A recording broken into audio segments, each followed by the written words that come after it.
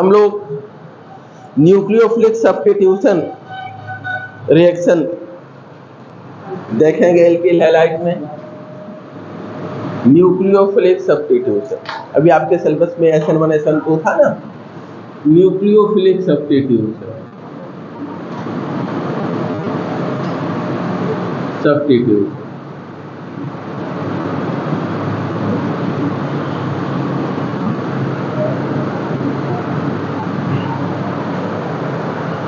यदि हम alkyl halides को देखें, जैसे यदि हम एल्किल हैलाइड लें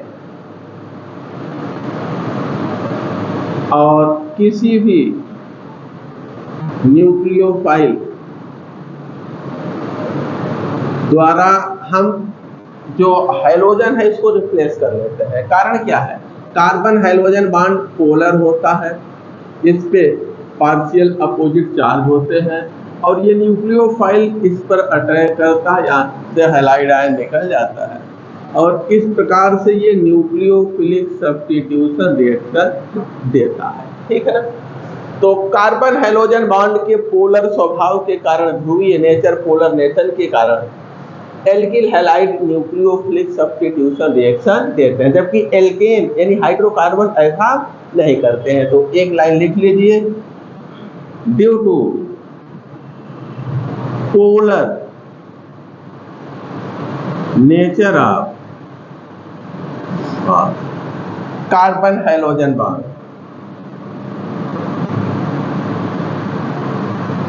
alkyl halide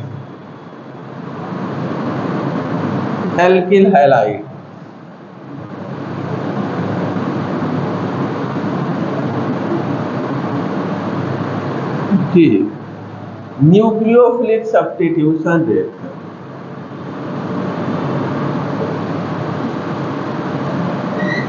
nucleophilic substitution reaction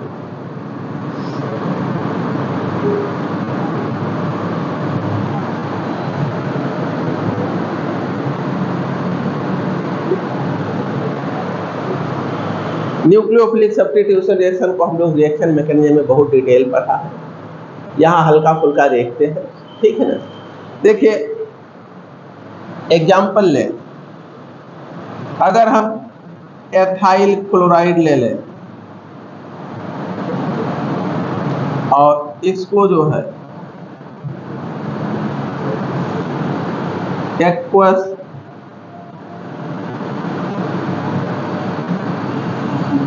KOH या NaOH के साथ रिएक्शन करें। एक्वस लेंगे तभी इसका सब्स्टिट्यूशन होगा। अगर आप एल्कोहलिक ले लिए तो डिहाइड्रोहाइलोजिनेशन हो जाएगा, एल्कीन मिलेगा। ये न्यूक्लियोफाइल इस पे अटैक करता है और यहाँ से निकल जाता है, आपको एल्कोहल मिलता है और क्लोराइड है अलग। ठीक है, कोई दिक्कत? एल्किल हैलाइड है, एल्कोहल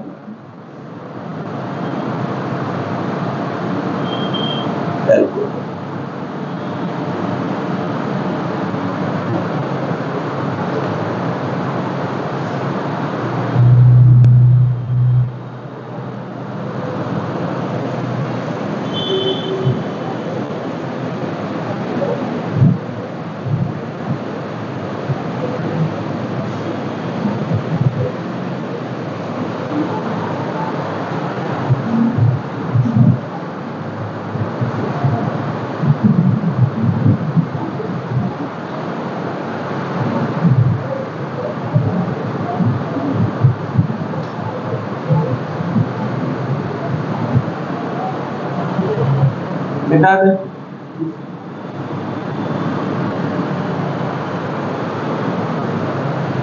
नेक्स्ट देखिए, जो इनका न्यूक्लियोफिलिक सब्स्टिट्यूशन है, इसमें अगर 1 डिग्री हैलाइड है,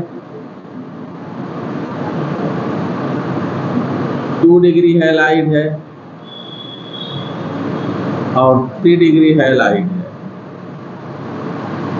तो 1 डिग्री हैलाइड जो है ये SN2 मैकेनिज्म को फॉलो करता है, 3 डिग्री SN1 को फॉलो करता है, 2 डिग्री जो है SN1 और SN2 दोनों को फॉलो करता है।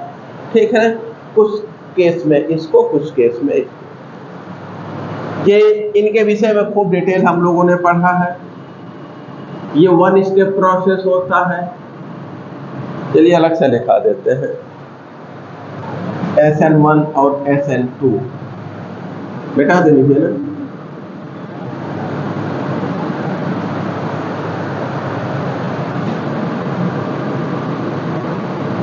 SN1 देखिए, टर्सरी हैलाइड इसको देते हैं,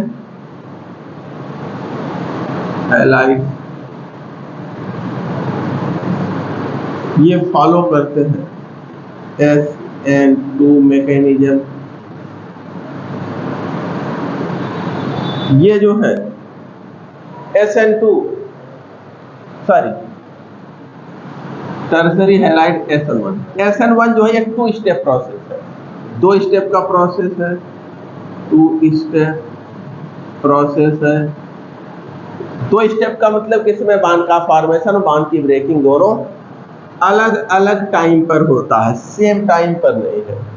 इसमें इंटरमीडिएट कार्बोकैटायन का फॉर्मेशन है, फॉर्मेशन होता है ऑफ इंटरमीडिएट कार्बोकैटायन, और तीसरा जो है एक ट्राइगोनल प्लेनर इंटरमीडिएट मिलता है इसमें, और दोनों साइड से न्यूक्लियोफाइल के अटैक करने की पॉसिबिलिटी होती है, और दूसरा यहाँ पर रीअरेंजमेंट पॉसिबल होता है। तो 2 स्टेप का प्रोसेस होने के कारण रीअरेंजमेंट पॉसिबल है, और 50% इन्वर्जन और 50% रिटेंशन होता है कॉन्फ़िगरेशन का, और प्रोडक्ट के फॉर्म में हमें रेसमिक मिक्सचर मिलता है। Rearrangement is possible,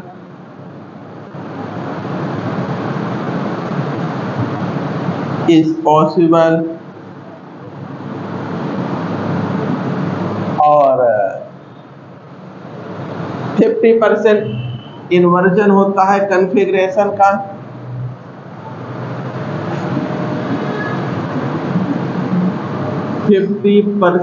inversion of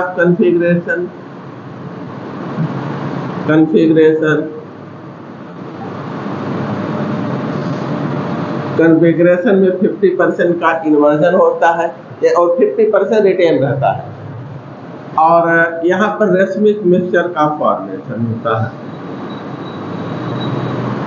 racemic mixture.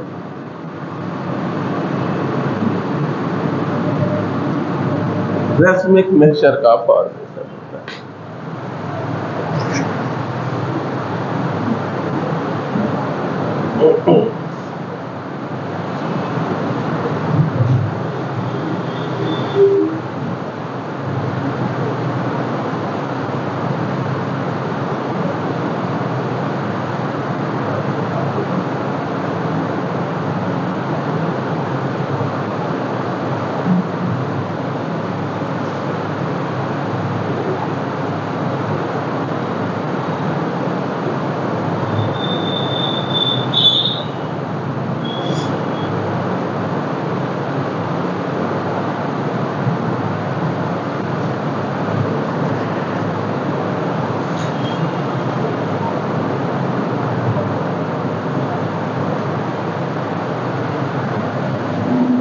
एक एग्जाम्पल देखते हैं, बेटा दीजिए।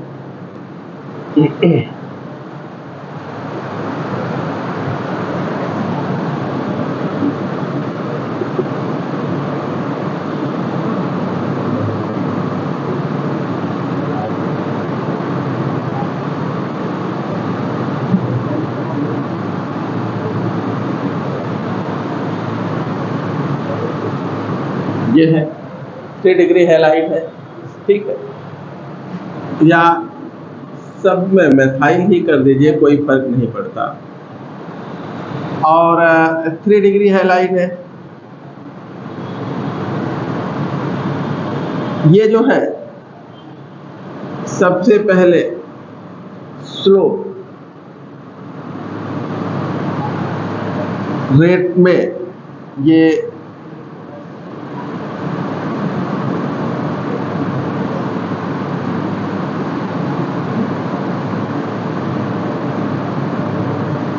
कार्बोकैटायन बनता है और क्लोराइड आयन निकल जाता है। ठीक है, पहला स्टेप स्लो है, 3 डिग्री कार्बोकैटायन है, ये मोर स्टेबल होता है।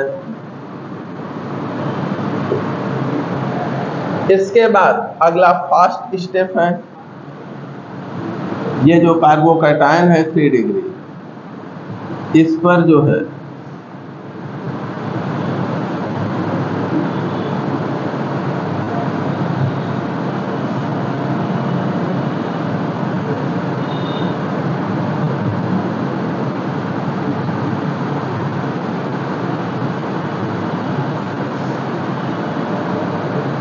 OH आयन, ये इधर से भी अटैक कर सकता है और इधर से भी। ठीक है, ये फास्ट होता है। इस प्रकार से 2 प्रोडक्ट हमें मिलेंगे, एक में OH ऊपर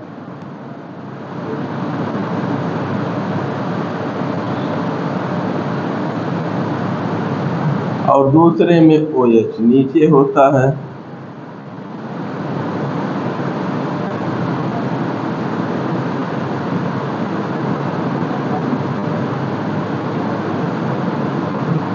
ठीक है, 50% ये मिलेगा और 50% ये मिलेगा। अगर ये ऑप्टिकली एक्टिव होंगे तो जो मिक्सचर होगा ऑप्टिकली इनएक्टिव, यद्यपि ऑप्टिकली एक्टिव नहीं है, और ये रेसमिक मिक्सचर कहलाएगा। रेसमिक मिक्सचर, रेसमिक मिक्सचर कहलाता है। नोट कर लीजिए।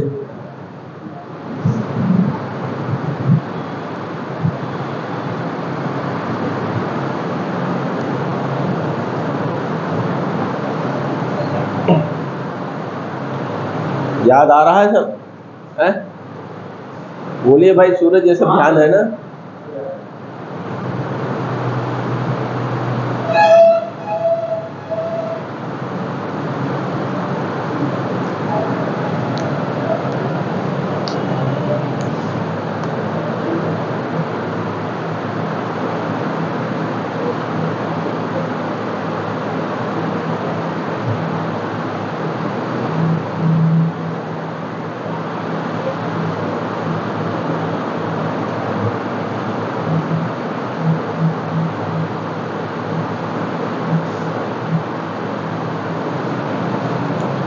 नेक्स्ट देखते हैं अब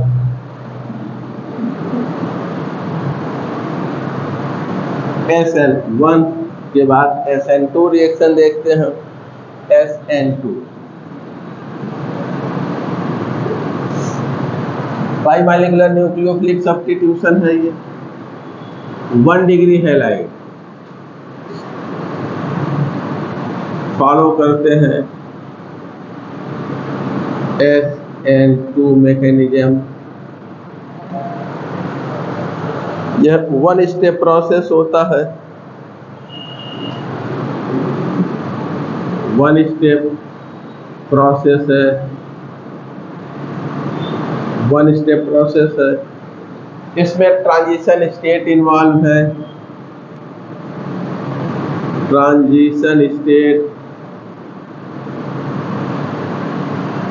ट्रांजिशन स्टेट इसमें इन्वॉल्व है।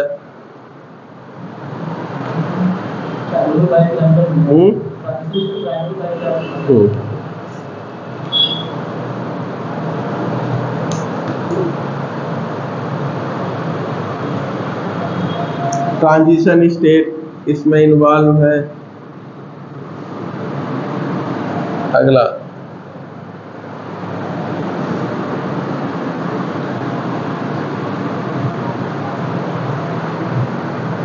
नेक्स्ट जो है रीअरेंजमेंट यहाँ पर पॉसिबल नहीं है।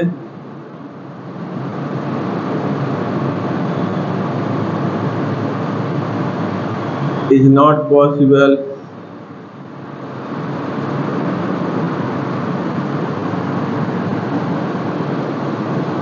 यहाँ पर कंप्लीट इन्वर्जन है कॉन्फ़िगरेशन का, इन्वर्जन ऑफ कॉन्फ़िगरेशन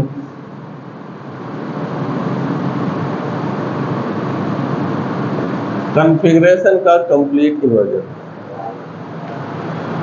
इस प्रकार से। कोई न्यूक्लियोफाइल है,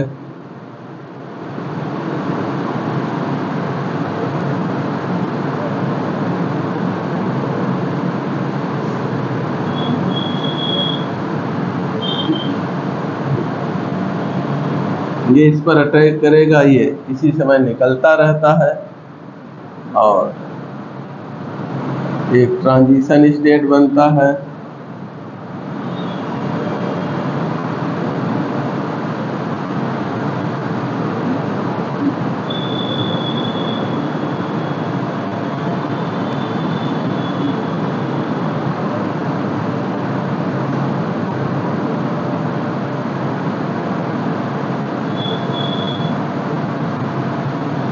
ट्रांजिशन स्टेट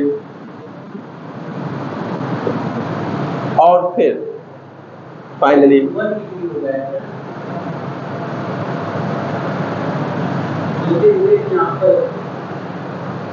अच्छा सॉरी 1 डिग्री है। एग्जाम्पल मैंने 3 डिग्री का ले लिया, इसको 1 डिग्री कर लीजिएगा, ठीक है।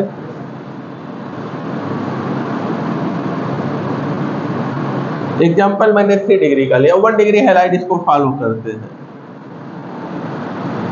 ठीक है।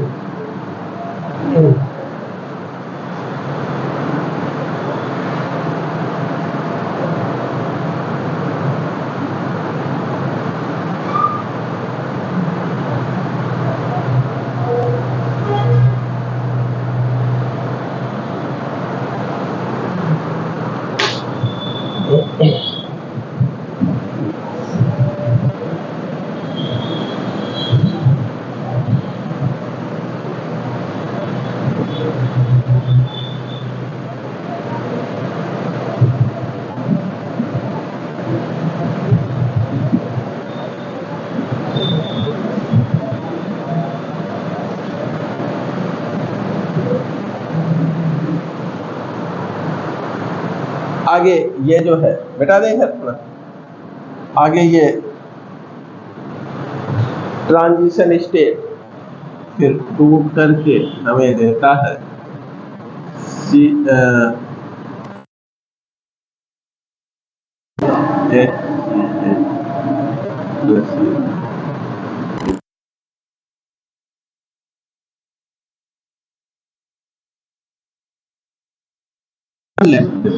यानी जिधर क्लोरीन था उसका अपोजिट मौजूद है।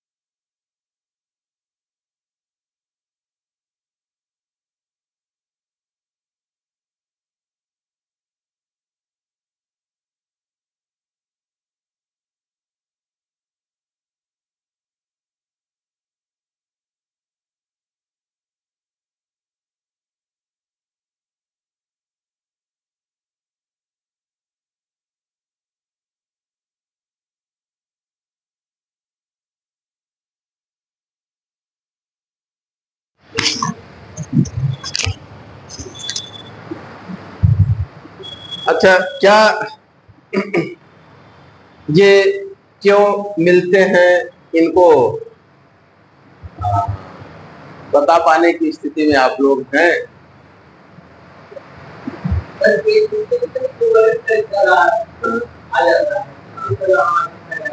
कोवैलेंट कैरेक्टर आने से क्या हो जाता है, हल्का सा बता देते हैं, ठीक है। देखिए, सही बताए हैं आप। पोटेशियम साइनाइड ये आयनिक कंपाउंड होता है,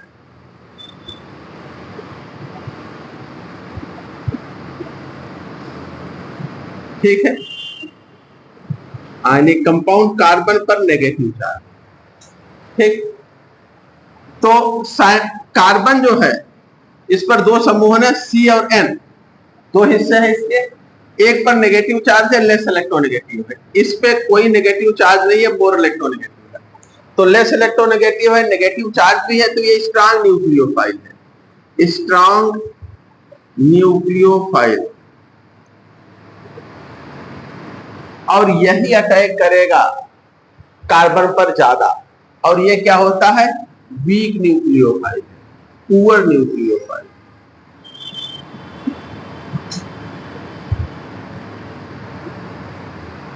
तो जो किनारा स्ट्रांग होगा वो ज्यादा अटैक करेगा। कार्बन यहाँ ज्यादा जुड़ा है, नाइट्रोजन कम है, ये मैंने है, ये मुख्य नहीं।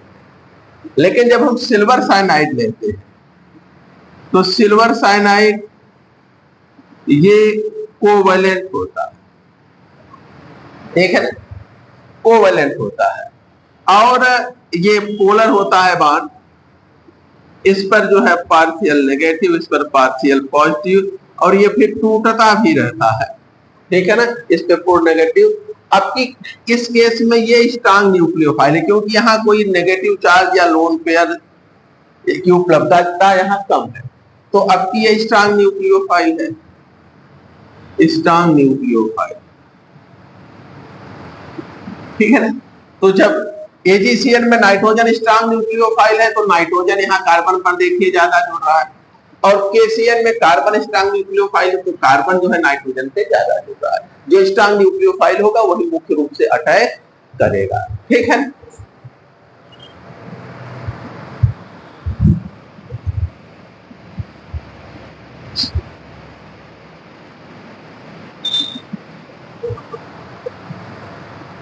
मिटा दे।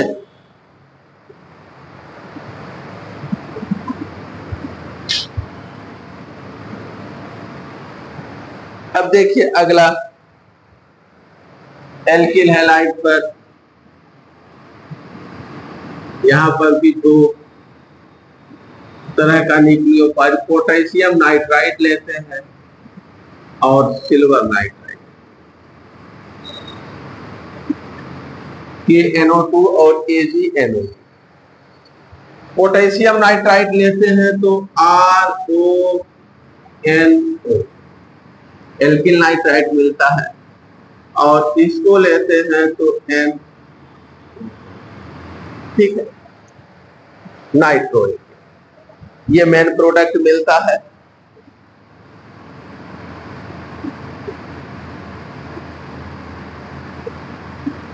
और यहां पर ये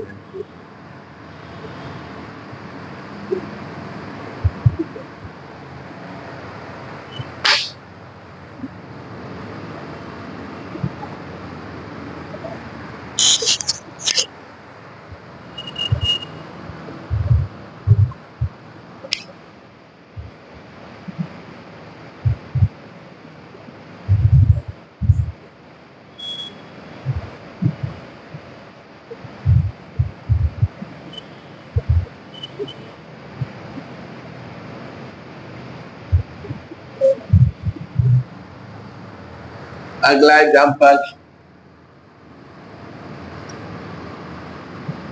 एल्किल हैलाइड ले, और इसको जो है KSH से रिएक्शन कराया जाए, तो एल्केन थाइयोल मिलता है,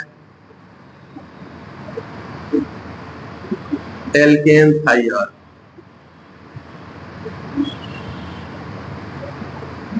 एल्केन थाइऑल मिलता है। जैसे अगर आप एथेन एथाइल क्लोराइड लेते हैं और KSH से रिएक्शन कर दिए, यहाँ जुड़ता है और ये निकल जाता है, हमें एथेन थाइऑल मिलता है। ठीक है, एथेन थाइऑल। एथेन थाइऑल के विषय में जान रहे हैं। इसी को हम क्या कहते हैं, मरकेप्टेन या मरकेप्टॉल।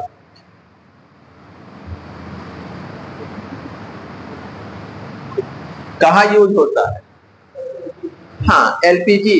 ये जो कंपाउंड है मरकेप्टेन, मरकेप्टॉल, एथेन थाइऑल, ये जो है, जो गैस हम घर में यूज करते हैं किचन में, LPG, उसकी जो स्मेल बदबू होती है वो इसी के कारण होती है। तो एथेन थाइऑल या मरकेप्टेन या मरकेप्टॉल एक लाइन लिख लीजिए।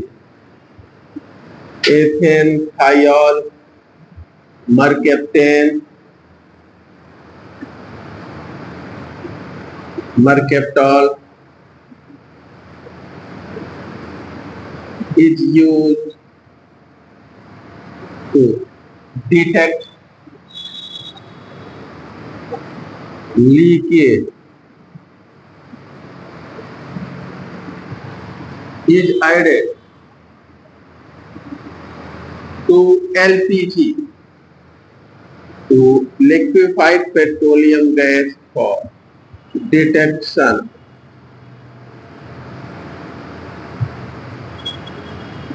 of leakage।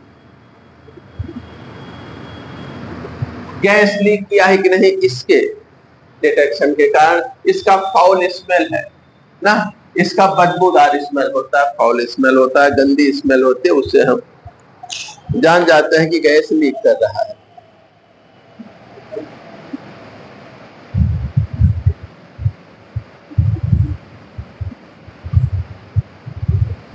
यदि अमोनिया के साथ बंद ट्यूब में 100 डिग्री सेल्सियस तक गर्म किया जाए, नीचे बिठा दे, तो हमें अमीन मिलता है।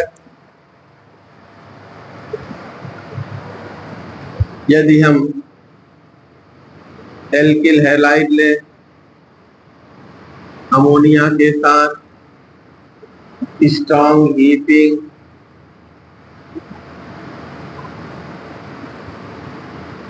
कितना, 100 डिग्री सेल्सियस तक सील ट्यूब बंद बर्तन में, और हमें अमीन मिलता है। ठीक है, प्लस H। अगर एल्किल हैलाइड एक्सेस में है तो 1, 2, 3, 4 डिग्री अमीन हमें फाइनली प्राप्त होता है। यदि यह एक्सेस में है, ये पर्याप्त मात्रा में अगर है एक्सेस में, तब स्ट्रॉन्ग हीटिंग करिए सील्ड ट्यूब में 100 डिग्री सेल्सियस तक, तो पहले प्राइमरी एमीन मिलता है, फिर 2 डिग्री एमीन मिलता है, फिर 3 डिग्री एमीन मिलता है, और फिर 4 डिग्री एमीन मिलता है।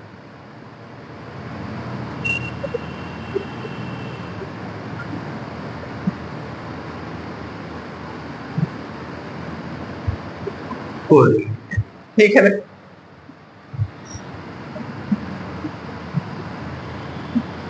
एक एक करके पहले एक जुड़ा, फिर अगला जुड़ा, अगला जुड़ा, अगला जुड़ा, इस तरह से एक एक जुड़ते चले जाते हैं, और फाइनली हमें 4 डिग्री एल्किल अमीन मिलता है।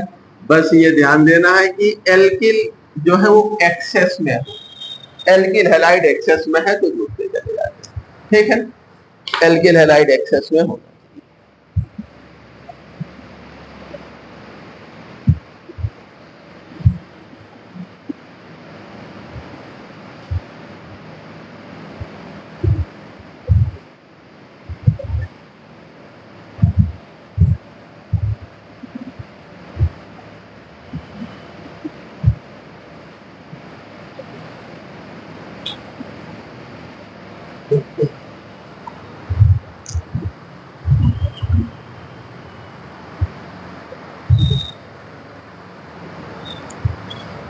बेटा दे सर।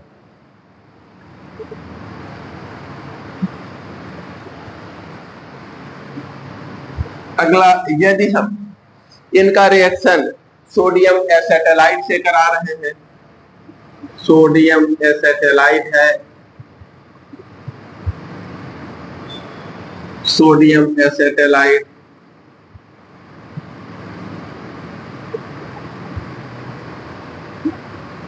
इसका रिएक्शन एल्किल हैलाइड से करा रहे हैं, तो न्यूक्लियोफाइल, कार्बन न्यूक्लियोफाइल यहाँ अटैक करता है, यह निकलता है और इस तरह से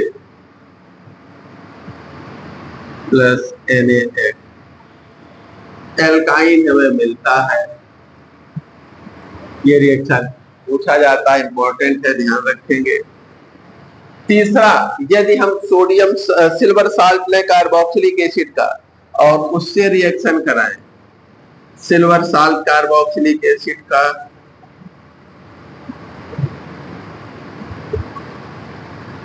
सिल्वर साल्ट कार्बोक्सिलिक एसिड का प्लस एल्किल हैलाइड, तो ये एज ए न्यूक्लियोफाइल इस पे अटैक करता है, यहां से ये निकल जाता है और हमें एस्टर प्राप्त होता है। एस्टर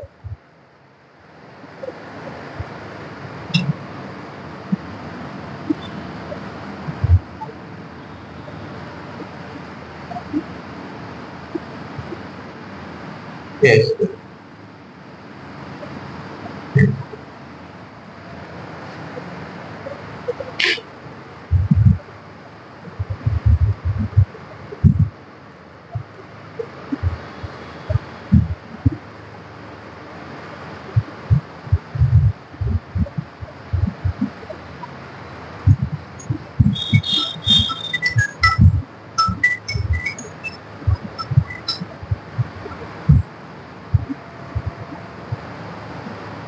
अब डाई हैलाइड्स पर आते हैं, मोनोहैलाइड खत्म हो गया, डाई हैलाइड पर आते हैं बेटा।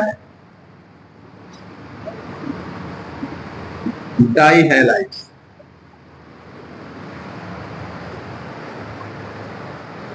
दो तरह के डाई हैलाइड्स हम देखते हैं, एक विक और दूसरा डाई हैलाइड।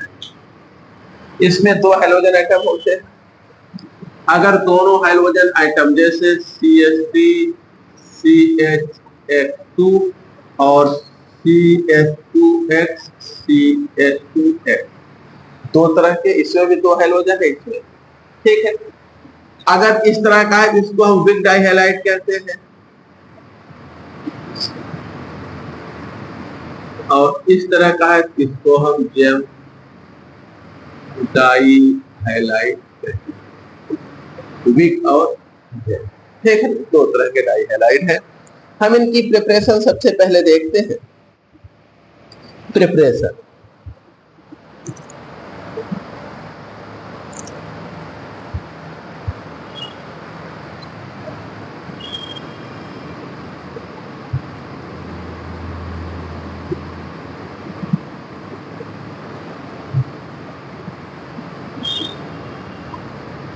प्रिपरेशन पहला है, यदि हम हाइड्रोजन का एडिशन करें एल्किन और एल्काइन पर, by addition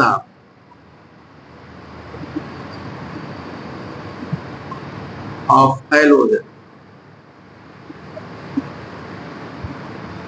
to alkene and alkyne, alkene alkene पर हाइड्रोजन का एडिशन करें तो हमें जो है एल्काइन पे भी किया जा सकता है, लेकिन हाइड्रोजन हैलाइड हो जाता है। चलिए एक साथ देख लेते हैं एल्कीन और एल्काइन। एल्कीन और एल्काइन पर हाइड्रोजन का एडिशन, यदि आप एल्कीन लेते हैं, इस पर हाइड्रोजन का एडिशन करते हैं, क्लोरीन का, ब्रोमीन का, आयोडीन का, तो एक एक हाइड्रोजन दोनों पर CH2H CH2H यह मिलता है, ठीक है। एक इस पर और एक इस पर, अर्थात विक डाई हैलाइड है। और यदि आप जो है एल्काइन लेते हैं तब आपको हाइड्रोजन नहीं बल्कि हैलो एसिड जोड़ना पड़ता है, और हमें CH3CHX2 यहाँ पर जेम डाइहैलाइड मिलता है, वीक डाइहैलाइड, और ये जेम डाइहैलाइड।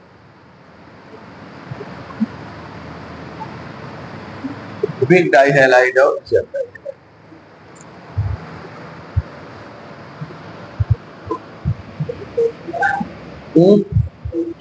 क्वेश्चन, अच्छा क्वेश्चन लाए नहीं।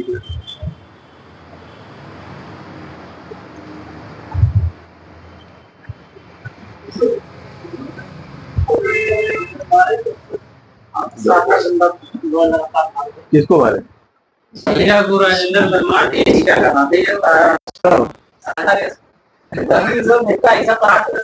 प्रहार कर दिए सर, ये नस वाला था ना, तो यहाँ उठिए प्रहार कर दिए।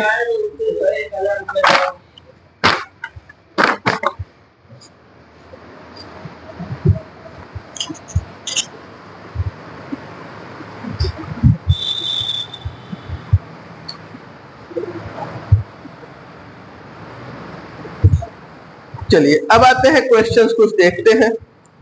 ठीक है, बेटा दे आगे की प्रिपरेशन कल की क्लास में देखा जाएगा।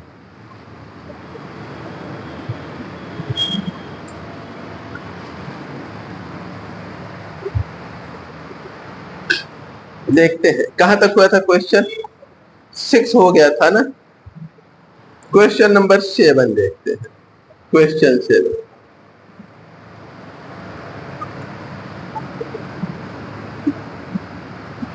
देखिए एक कोई कंपाउंड एक्स दिए हैं, इसका ब्रोमिनेशन कर रहे हैं KOH के साथ, और ये जो है Y दे रहा है, Y को क्लोरोफॉर्म के साथ और KOH की प्रेजेंस में रिएक्शन करा रहे हैं। तो यह जो है C6H5Cn दे रहा है, Cn दे रहा है।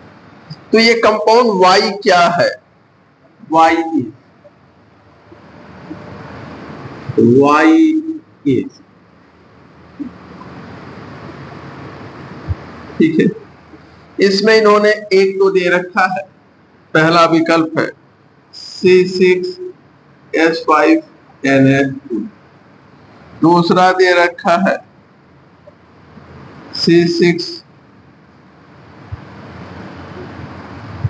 CH3CO होता है CH3CONH, तीसरा दे रखा है CH3COONH4, चौथा दे रखा है CH3C। देखिए क्योंकि यहां जो प्रोडक्ट मिल रहा है वो एरोमेटिक है ना, बेंजीन रिंग के साथ है, प्रोडक्ट कैसा है? एरोमेटिक, C6H5 है। तो ये सब तो नहीं हो सकते, ठीक है, क्योंकि प्रोडक्ट हमारा एरोमेटिक है, C6H5Cn है, तो रिएक्टेंट एलिफेटिक नहीं होंगे, यही होगा, ठीक है ना। लेकिन ये रिएक्शन देखिए है क्या, रिएक्शन चूंकि ब्रोमिनेशन किए हैं ना, तो वैसे फिनॉल से रिएक्शन शुरू होता है, ये रिएक्शन हम लोग पढ़े हैं, लेकिन यहां पर ब्रोमीन नहीं दिए हैं, कोई बात नहीं। अगर आप फिनॉल लेते हैं, ठीक है, और इसका ब्रोमिनेशन करते हैं KOH के साथ, तो 246 ट्राइब्रोमोफिनॉल मिलता है।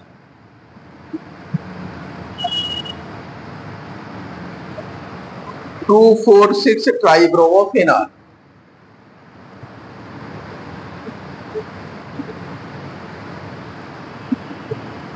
ठीक है। और फिर यदि इसको क्लोरोफॉर्म से रिएक्शन कराते हैं तो ये कार्बिल एमीन रिएक्शन देता है। ये यहां पर ये जो है यहाँ पर साइनाइड, यहाँ पर CN जुड़ता है, KOH है ना,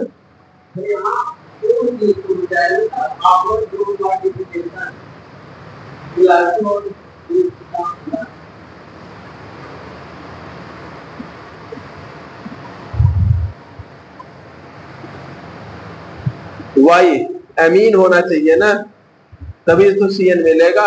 और ब्रोमाइड रिएक्शन, इसका मतलब कि यहाँ पर क्या होगा,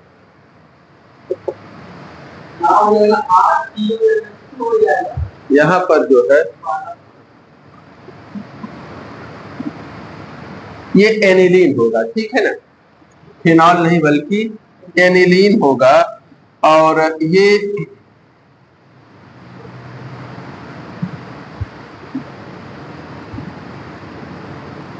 ठीक है। और यहां पर जानते हैं एन ब्रोमो एनिलीन फिर होना चाहिए ना, वाई पूछा है।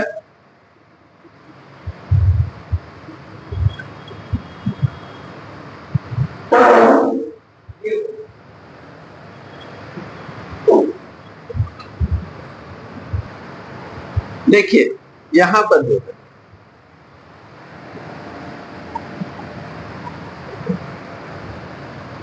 ये एक्स जो है ये एरोमेटिक एमाइड होगा, C6H5CONH2, ठीक है। और उसके बाद जब ये Br2 के OH से रिएक्शन करेंगे तो ये अमीन में बदलेगा, CO यहां से निकलता है। अब ये क्या हो जाएगा, C6H5NH2, और फिर जो है कार्बिलेमिन रिएक्शन करा रहे हैं तो ये मिलता है। तो यहाँ पर पहला वाला जो विकल्प है ये सही होगा, दूसरा पहला एमाइड होगा।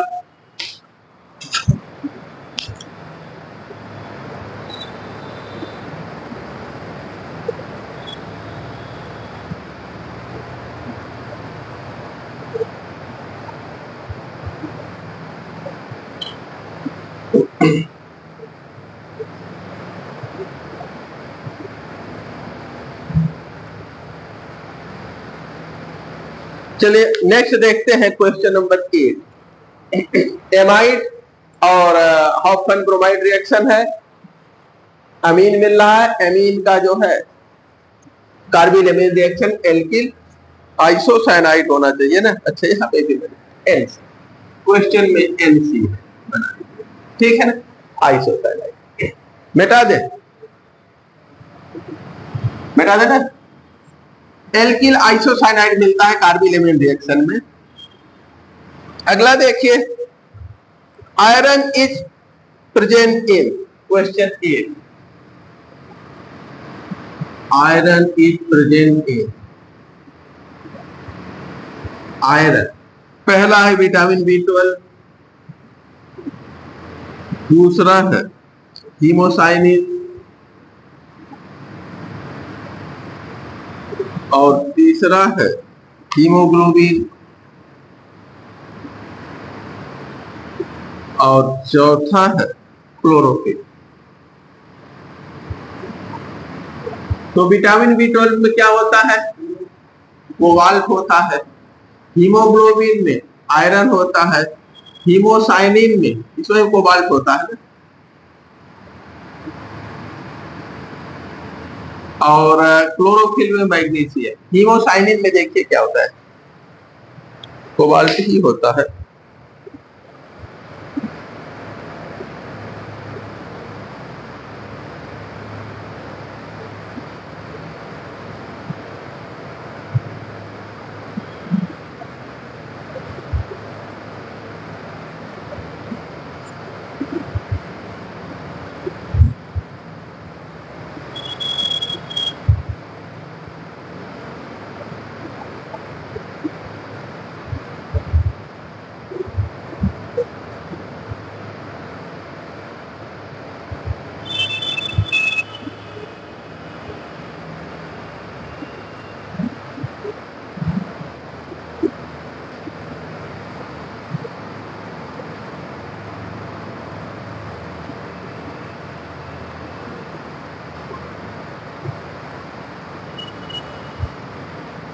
कॉपर होता है, सॉरी, हीमोसाइनिन में कॉपर होता है, कॉपर। ठीक है ना। तो विटामिन B12 में कोबाल्ट होता है, आयरन होता है, कॉपर होता है और मैग्नीशियम। इनको ध्यान रखिएगा, ये भी पूछे जाते हैं अक्सर।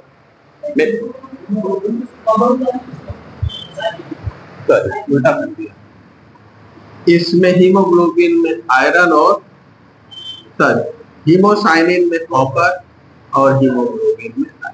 ठीक है। अब आते हैं क्वेश्चन नंबर 9। बेटा दे, हीमोसाइनिन में कॉपर और हीमोग्लोबिन में आयरन। अगला question 9, sodium benzoate is used as,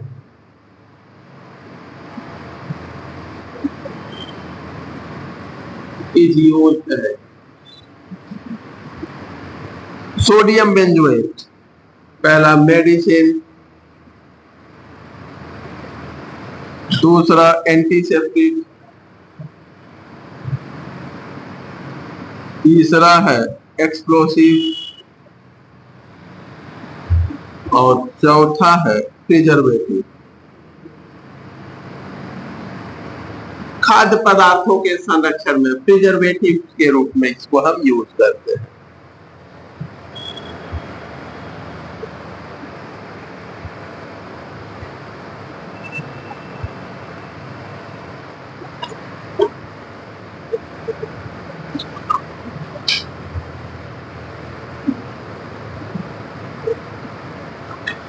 मिटा दे।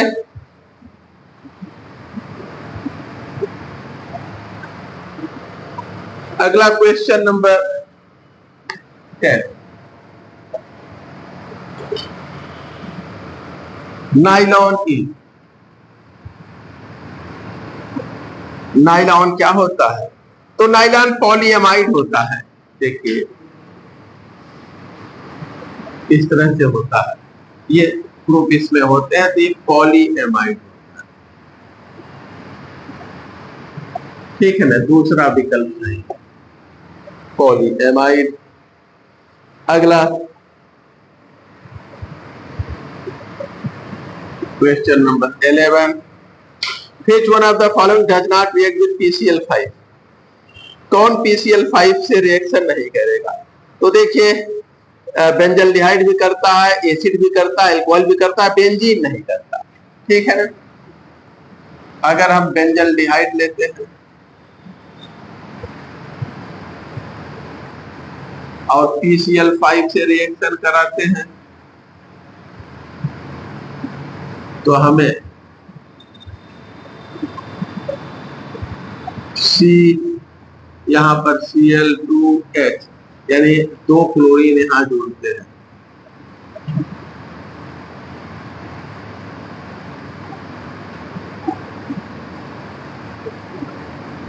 क्लोरीन 2 जो जुड़ जाएंगे प्लस COCl, यानी कि CCl2H यहां पर निकल जाता है, ये 2 क्लोरीन जुड़ते हैं।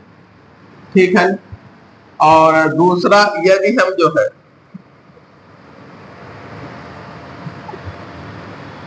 दूसरा ले रखा है इन्होंने बेंजीन, यहां कोई रिएक्शन नहीं होता, कोई रिएक्शन नहीं होता, यही सही विकल्प है। तीसरे में देखिए क्या बनता है,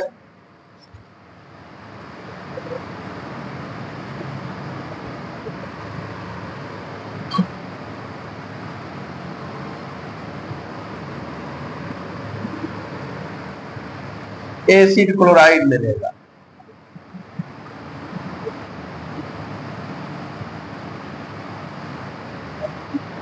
एसिड क्लोराइड मिलता है। और चौथे में फिनॉल है,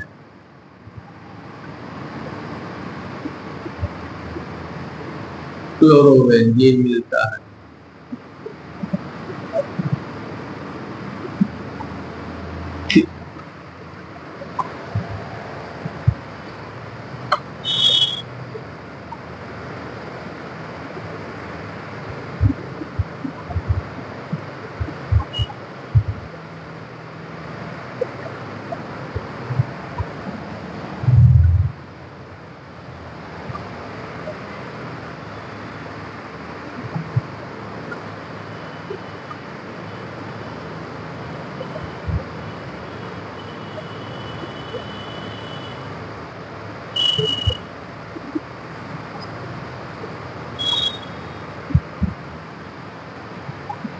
मिटा दे।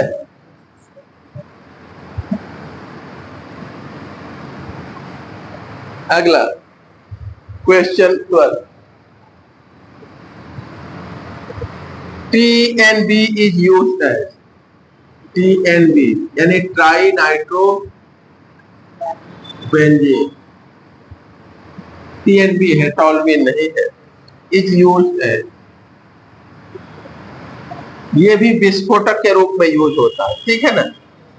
पहला है एक्सप्लोसिव, विस्फोटक, और यही सही है। एंटीसेप्टिक और इंसेक्टिसाइड, एंटीबायोटिक नहीं, बल्कि क्या है, विस्फोटक है। देखिए ट्राइनाइट्रोबेंजीन और ट्राइनाइट्रोटॉल्यूइन दोनों विस्फोटक होते हैं। इसमें जो है NO2 और ट्राइनाइट्रोबेंजीन भी ऐसे ही होता है।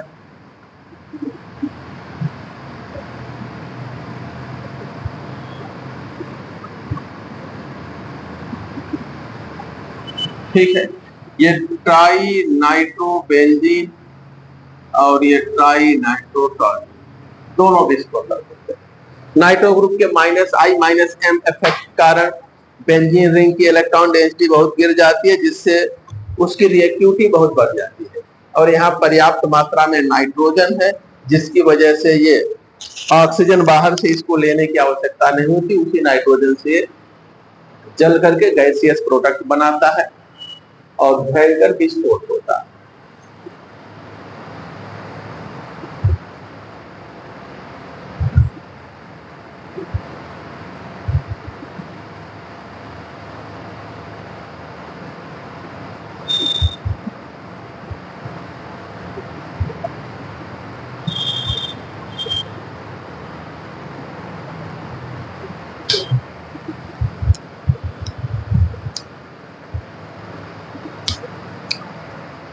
नेक्स्ट देखते हैं,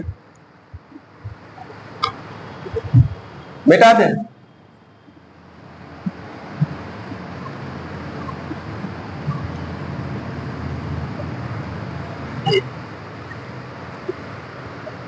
क्वेश्चन नंबर 30,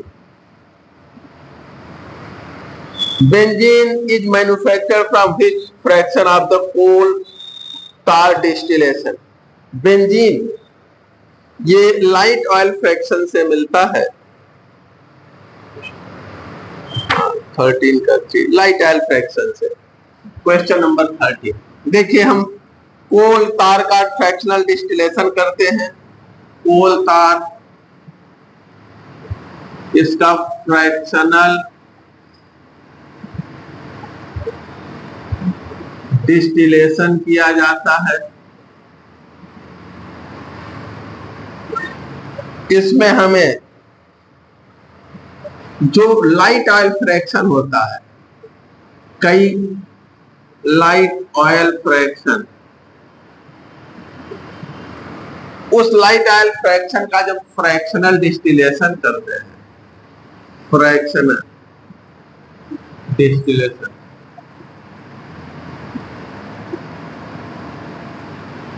तो फिर हमें बेंजीन, कोल तार के भंजक आसवन, भंजक आसवन क्या है, डिस्ट्रक्टिव, सॉरी इसकी डिस्ट्रक्टिव डिस्टिलेशन, भंजक आसवन डिस्ट्रक्टिव डिस्टिलेशन से लाइट ऑयल